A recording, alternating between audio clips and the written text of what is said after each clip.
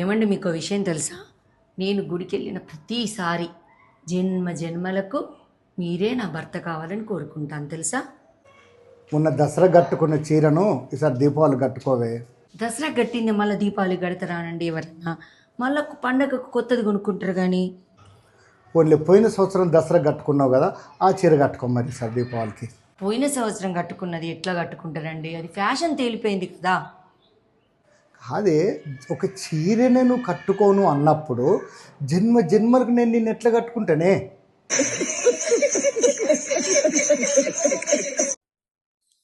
ఏమండి, బట్టలు అస్సలే తెల్లగా అయితే లేవండి. సబ్బును మార్చేయండి, వేరే సబ్బు తీసుకురండి. ఏం సబ్బు దేవాలే? ఆ దయ్యాలు వేసుకునే బట్టలు ఎంత తెల్లగా ఉంటాయండి. వాళ్ళు ఏం వాడుతున్నారో తెలుసుకొని ఆ సబ్బు తీసుకురండి.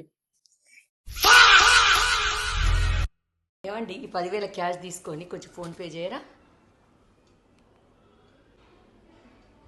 చేసిన.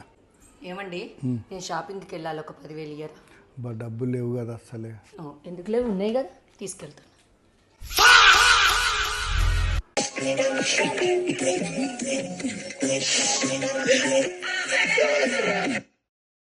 సర్లా, వంటలలో పసుపు ఎందుకు వాడతారో తెలుసా అని నీకు అసలు?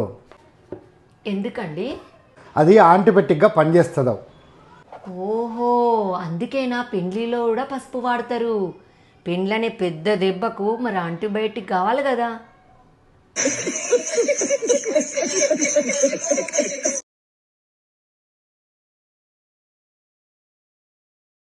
ఏమండి, ఒకటి టేస్ట్కి వేయండి.